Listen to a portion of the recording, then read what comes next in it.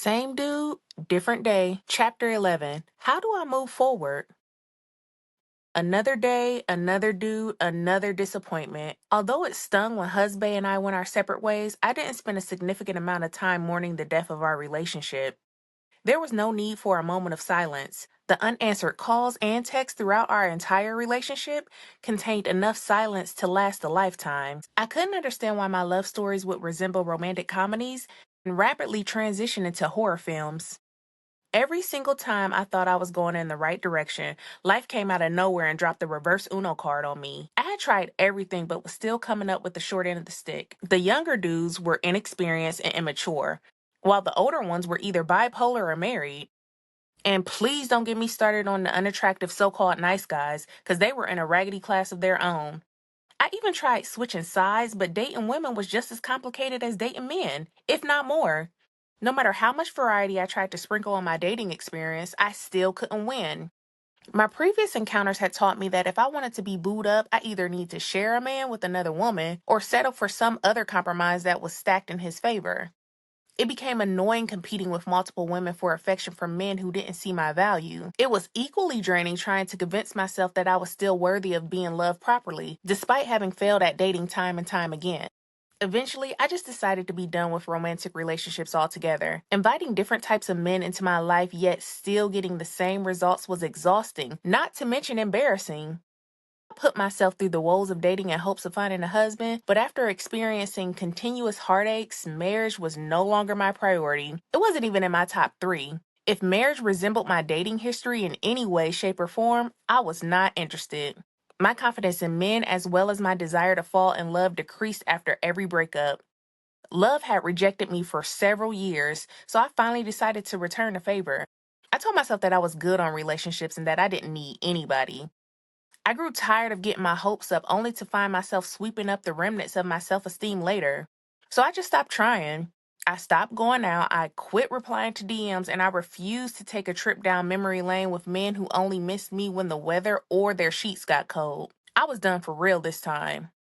Or at least I thought I was. Several months had passed and I remained in a season of isolation. I had successfully blocked layers of bull from invading my personal space.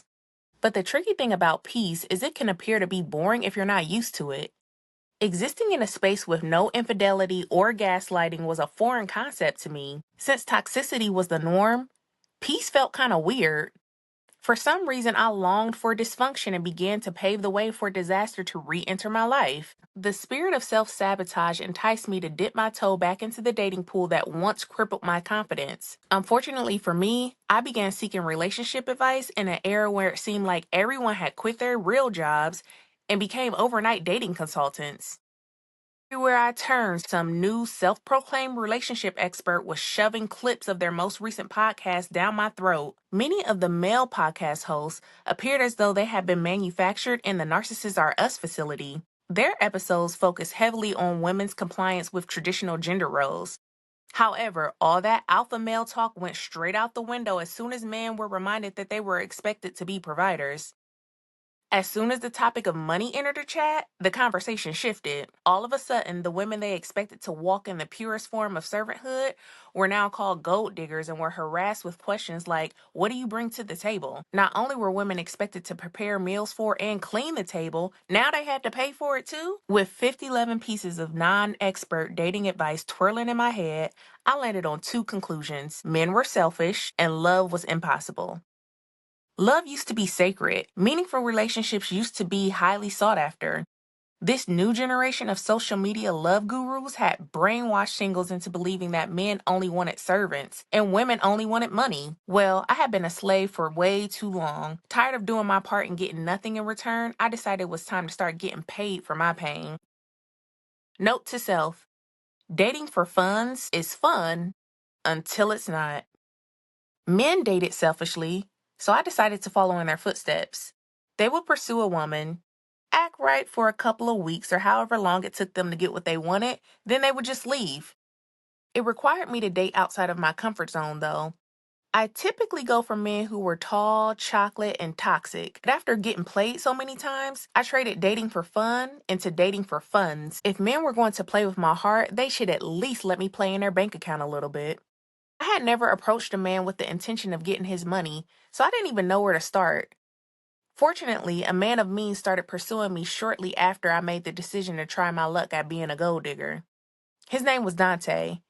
He had rolled up on me at a stoplight in a brand new car. The glisten from his freshly waxed vehicle and the glare of his shiny jewelry distracted me from getting a good look at his face. It didn't matter though. He was showing interest, so I would do the same. He complimented my smile and managed to slide in a quick joke before the light turned green. He seemed genuine, so I gave him my number. Honestly, he could have pulled up next to me and recited his ABCs and I still would have been down. My goal was to get him to buy me nice things, and I planned to accomplish that goal no matter what. He texted me that night asking if he can get to know me, but it was kind of late, so I just told him to hit me up the next day. The next day he called and we talked for hours. He had recently moved to Atlanta from the West Coast to be closer to his son and to start a new business. Dante had sold all of his belongings and moved to Georgia in hopes of creating a better life. A part of me wanted to abort the mission once I found out that he was starting from scratch, but I believe he had earning potential, so I would need to play the long game. Besides, I felt a strong sense of connection with him, especially since I too had moved to Atlanta for similar reasons. This familiar stranger enticed my curiosity, and my desire to get to know him increased as the days passed. Dante quickly became the best part of my day. He called me every morning and we would talk during my commute to work. He would text me throughout the day as well as call to say goodnight before going to bed. I loved how attentive he was. In hindsight, I realized he didn't have a job, so he had ample time to contact me, but in the moment, I was impressed by his attentiveness. Although he was technically unemployed, I admired his ambition. He walked me through every detail of his upcoming business deal and articulated the role he'd hope I play as his woman and business partner. I love a man with a plan, especially if that plan includes me.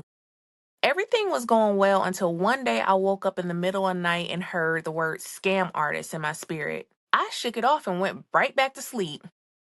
A hefty number of men in Atlanta were scammers, but I was convinced Dante was different. He wouldn't trick me into believing that he was something that he was not. I felt close to him and I wasn't ready to let him go, so I didn't. Ignoring the negative feelings in my gut, I continued to entertain Dante, but temporarily held off meeting up with him. The lack of dates forced us to depend heavily on phone calls to build our relationship. He was a huge fan of topics surrounding feminine and masculine energy. I didn't mind because I preferred my man to be masculine, especially since I had allowed myself to be tricked in the past. However, for him to be so manly, he was a little too fond of the word adorable. I've never heard a grown man call me adorable before. Initially, I thought it was a red flag, but I convinced myself that I brought out his softer side and began to welcome the nickname. I refused to make a big deal out of it because he liked me and I was going to make our relationship work. I was tired of jumping from man to man and was ready to settle down with someone who treated me well. He was attracted to me and promised to provide me with the life that I had always wanted as soon as his business got off the ground. That oath was enough to make me abandon my intuition and become a version of myself that would easily adapt to his preferences. A month or so passed and we had yet to go on a date. He had been asking to take me out ever since we first met, but I always made an excuse. Things were going very well and I wanted it to stay that way. I was afraid that as soon as we saw each other, the infatuation would fizzle and he'd just leave like everyone else. In addition, I had gained some weight and was trying to lose it before we officially met in person. It was dark the night we met and he could only see my face. The face card never declines, but that body went bankrupt a couple of times. Afraid that his feelings about me would change once he saw my full appearance, I refrained from video chats and sending pictures, even though they were often requested. Upon sharing my concerns with Dante, he assured me that I was special and made me feel secure. He told me that I was beautiful, and he often reminded me how he risked his life swerving through traffic to catch up with me that first night that we met. He sent a picture of himself, hoping that it would make me comfortable enough to return the favor, but it didn't. He was clean cut and well dressed, but I was a little salty that his eyebrows seemed to have a better arch than mine. He wasn't really my type, but my type had gotten me nowhere, so it was time I tried something different. Plus, his alluring conversation and admiration of me created an emotional attraction that always outweighed any doubts I may have had about him. He expressed that I was the type of woman who deserved the world and that he wanted to give it to me. Each day, he revealed different plans for our future. His birthday was coming up and he wanted us to island hop to celebrate. He also invited himself to fly home with me during the holidays. Having a man with so much zeal and expectations for our future should have been a turn on, but there was still some hesitancy on my part. We had only seen each other once, so it was strange that he was so invested in planning a life together. I really had no room to judge because I have also been so thirsty for a relationship in the past that I've created fantasies in my head that didn't match my current reality. He seemed to be just as anxious for love as I was, so I finally broke down and allowed him to take me on a date. We needed to know if the feelings were real or if we had manifested each other out of our desperation. He booked a dinner for two at one of the steakhouses located in downtown Atlanta. My beauty preparation lasted all day because he made it clear that he enjoyed women who took pride in their appearance. When I arrived at the restaurant, I was expecting to see my man dressed similar to the way he was in the photo, but I was sadly mistaken. His face was clean and his head was freshly shaven and his beard was trimmed to perfection, but the rest of his attire was suspect. He had on some random bright orange shirt and cargo pants, and he topped it off with a designer fanny pack man purse. I felt super overdressed and underwhelmed by my date's choice of clothing. Plus, there was still something that felt a bit off. When we met, I expected us to embrace and kiss passionately. We had spoke on the phone every day for about a month and were planning a life together. But when we linked up for dinner, I felt very uneasy. So much so that I was contemplating leaving, but against my better judgment, I locked hands with his and walked to our table. Now, I can get over him calling me adorable. Fashion can be fluid, so I guess I can let the man purse thing slide too. But the word scam artist swirled in my spirit as I watched him sip his champagne with his pinky up. I could not believe it. His feminine characteristics heightened as the evening progressed. At one point, I could have sworn he flipped his imaginary hair, but I refused to believe my own eyes. The waitress even kept coming by and looking at me as if to say, "Blink twice if you need help, sis." If I would have blinked any harder, my lashes would have acted as wings and flew me out of there.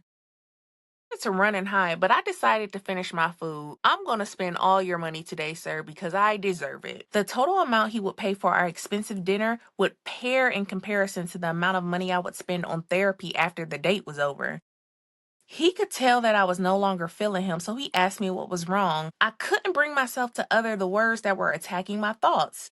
In shock and denial, I just sat there silently, waiting for the night to end.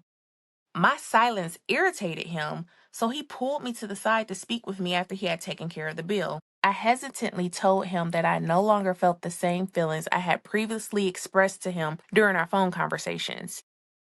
Disheartened by my honesty, he got up and left me in the lobby of the restaurant alone. The next day, I called to confess the true reason I had been distant at dinner.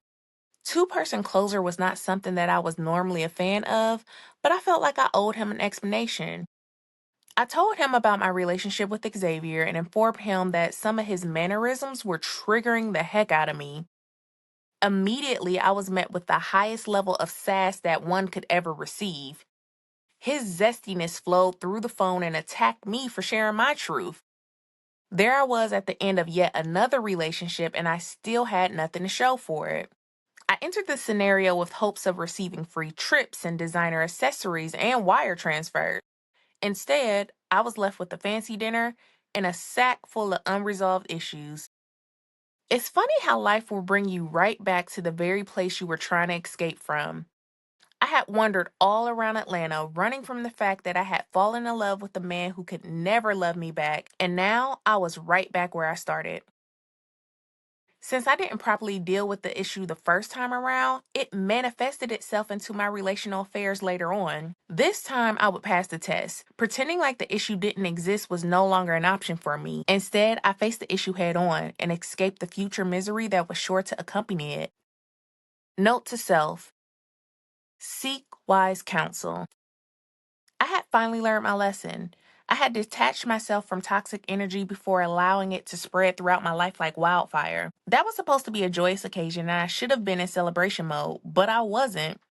Instead, I felt confused and empty.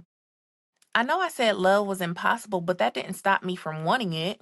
Even when I was supposed to just be dating for money, I got sidetracked and allowed myself to feel something for Dante. Why did I keep picking the wrong men? What was wrong with me? I needed advice, but I didn't really want to hear it. Typically, when I ask friends for dating advice, what I really want them to do is listen to me complain, validate my feelings, however wrong they may be, then allow me to continue in my ignorant bliss. That would not work this time. My future love life depended on this, so I needed raw, unfiltered guidance. My granny has never been the one to shy away from the truth. Sometimes she kept it a little too real, but I needed wise counsel, so I reluctantly gave her a call. At first, she applauded me for dusting myself off and trying again, even though I had been through several consecutive heartbreaks. Then she got quiet, and I knew it would only be a short time before she read me for filth. Can I ask you a question, baby? I hate when people start their sentences like that because they typically already know the answer to the question they plan on asking. They just want me to say my answer to the question out loud so that I can hear how stupid I sound. Yes, ma'am. Then she said, why have you allowed your patterns to become your preference? This new guy is all of your previous counterfeits rolled up into one. God's trying to teach you discernment, but you're too dumb to get it. I gasped for air. She didn't have to do me like that. I was already hanging on by a thread after my most recent debacle. She didn't have to finish me off like that. But she was right. Dante was attractive like Courtney, ambitious like Isaac, convincing like Hugh, and living a double life just like Xavier. I guess that's why I was so comfortable with him and why he felt so much like the real thing. Before letting me get off the phone to wallow in my pain, my granny suggested that I read a familiar passage of scripture about Adam and Eve. I really hate to bring up old stuff, but they really gonna have to square up when I see them in heaven. Why they get us kicked out the garden like that? If it weren't for them, we still be in the garden, butt naked, eating real organic food instead of this processed crap that they make us pay $1 million for. Anyway, I had read the story many times before, but something spoke to my situation this time. Once again, I remix Bible stories so that they can make sense to me, so here it goes. This is the remix of Genesis chapter 2, verses 18 through 23. Adam and God were walking in the garden one day, and Adam stopped to have a serious conversation with the Lord. Can I keep it real with you? Adam said. What's realer to me? God responded. Okay, so this garden is dope and everything, but I'm getting a little lonely. Could you create someone for me to kick it with? Adam pleaded. Say less, the Lord replied. God went straight to work and started creating wild animals and birds. Then he brought them to Adam and told him to name him. Adam did what he was told, but he was secretly a little confused. He specifically asked God to give him someone he can talk to, but God gave him a job instead. After God saw that Adam had fulfilled his purpose, he allowed him to get some rest. While Adam was sleeping, the Lord removed one of Adam's ribs and created Eve. Eve was so fine that Adam completely forgot about all the pain from his rib surgery he had just had. He recognized that Eve was the one he had been waiting for. They skipped the talking phase. They didn't care about each other's favorite color or which TV shows they were currently binge watching. Adam didn't try to make Eve jump through hoops to prove her worth, and he definitely didn't ask her what she brought to the table. He just wifed her up immediately, and they start living that newlywed life. Note to self: being alone can be beneficial. I always wondered why God made animals before he made the woman. Later, I realized that he was teaching Adam how to discern what was right for him and what wasn't. Adam named all the animals but didn't feel a connection with any of them. But as soon as he saw Eve, he knew that she was the one. Maybe that's what God was doing for me. Maybe Xavier, the unholy trinity, husband, and a bunch of wild animals were dangled in front of me so that I can recognize frauds going forward. I should have been able to spot the liars, cheaters, and scam artists easily, but my inferiority complex clouded my judgment. Adam had a purpose and he knew who he was, so that's why he was able to identify Eve. She reflected who he was on the inside. Instantly, I realized that if I wanted a man of value, I first had to realize the purpose and worth that resided in me. Note to self: forgive, heal, and move forward. Things were finally starting to make sense. All of my catastrophic romances were simply a reflection of the turbulence happening inside of me. Since my self-esteem was subpar, so were my relationships. The antics of my past were a necessary part of my self-love journey, but there was one puzzle piece that was still missing: forgiveness. I began to understand the patterns that caused my toxic relationship cycles, but was having a hard time forgiving those who had been an active participant in my trauma. I wanted them to experience the same pain, hurt, and shame that I felt. It wasn't fair that they had moved on with their lives while I spent several years feeling abandoned and less than. Then I realized holding on to the unforgiveness is what was causing me so much agony, not them. They had come and gone, but my unwillingness to forgive prevented me from moving forward also. I kept dwelling on the hurt and pain and therefore attracted more of the same into my life. If I wanted to experience peace again, I had to let go. After much prayer and counseling, I was finally able to release them. To some, I wrote letters. Although I never mailed them, it still felt good for me to dump all my feelings on paper and then dump the paper in the trash. To others, I pretended to have conversations with them as if they were standing right in front of me because there weren't enough notebooks or journals in the world that could contain everything that needed to be said. At the end of each forgiveness session, I thanked them for the lessons that they taught me and wished them well. Forgiving them allowed me to cleanse and rid myself of the toxic residue that once contaminated my heart. Now that I had forgiven everyone who had contributed to my sadness, it was time to forgive myself. It was a very critical part of my healing, but it was not as easy. We're told to love ourselves and to practice self-care, but what does that even mean? What do you do when you don't even know what love looks like? How do you overcome the tiny voices in your head that are calling you a liar when you're reciting positive affirmations? What's the protocol of navigating reality while simultaneously speaking your new life into existence? Forgiving myself was extremely difficult because I felt as though I deserved the treatment I had received. Sure, the men I had decided to date mistreated me, but I allowed them to do so. I wasn't treating myself with respect and honor, so I shouldn't have been surprised that they followed my lead. I blame myself because I knew better but chose a different path. The funny thing about intuition is it only works when you listen to it. Since I had decided to go rogue, I found myself in unfavorable situations such as dating men who didn't really like me.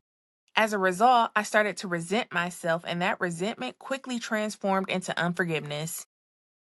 It took a while, but I finally overcame the torment that came with waiting for my emotions to catch up with the logic. My emotions told me that I was stupid and that I needed to be punished for my relational mistakes. However, the truth was that operating beneath my worth was punishment enough.